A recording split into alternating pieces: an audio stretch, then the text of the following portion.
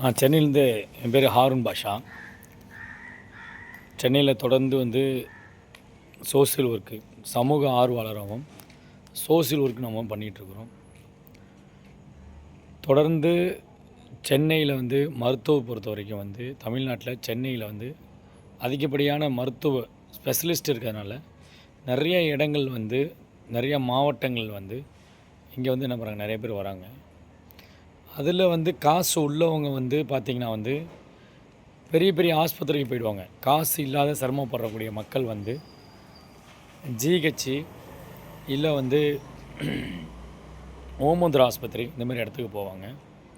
ரொம்ப மனசு ரொம்ப கஷ்டமாக இருக்குது. தயவுசெய்து ஓமந்தூர் ஆஸ்பத்திரியில் வேலை செய்யக்கூடிய சேவர்கள் நீங்கள், உங்களுக்கு மிகப்பெரிய சல்யூட் நாங்கள் அடிக்கிறோம்.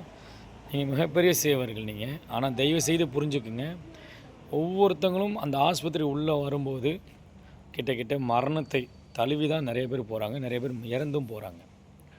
சில நேரங்களில் அந்த தள்ளுவண்டி தள்ளக்கூடிய ஒரு நபர்களோ இல்லை லிஃப்ட்டில் உள்ளவங்களோ ரொம்ப சிரமப்படுத்துகிறீங்க. நான் கூட இருந்து ஒரு 4 நாளுக்கு முன்னாடி ரொம்ப முடியாதவங்கள இறந்துட்டாங்க. அவங்க ரொம்ப போட்டு அவங்க வரவங்கள போகிறவங்களாம் டீ குடிக்கன்னு சொல்லி நீங்கள் தள்ளுவண்டி தள்ளி ஒரு ரொம்ப 2 கிட்னியும் பாதிக்கப்பட்ட ஒருத்தவங்க வராங்கன்னா, இல்லை ரொம்ப உடல்நிலை சரியில்லாமல் ஒருத்தவங்க அன்கண்டிஷனாக வராங்க அப்படின்னா, அந்த வார்டுலேருந்து பக்கத்தில் செக் பண்ண போகிறதுக்கு திருப்பி ரிட்டர்ன் வரத்துக்கு காசு, தொடர்ந்து காசு எந்தளவுக்கு ஏற்பட்டு அப்படின்னா, ஒருத்தவங்க இறந்துடுறாங்க. அந்த இறந்தவங்களுடைய இறப்பை எவ்வளோ பெரிய பாதிப்பு ஏற்படுத்தும்.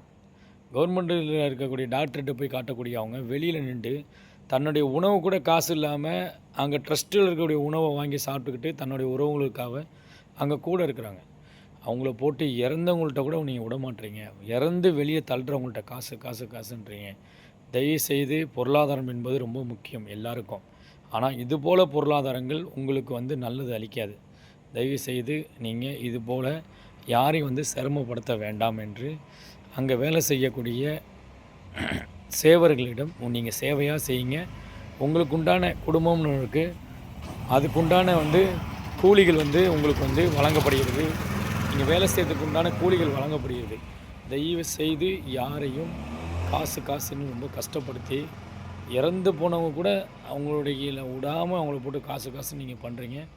தயவுசெய்து அந்தமாரி பண்ண வேணாம் என்று ரொம்ப மன வருத்தத்தோடு நான் கேட்டுக்கொள்கிறேன்.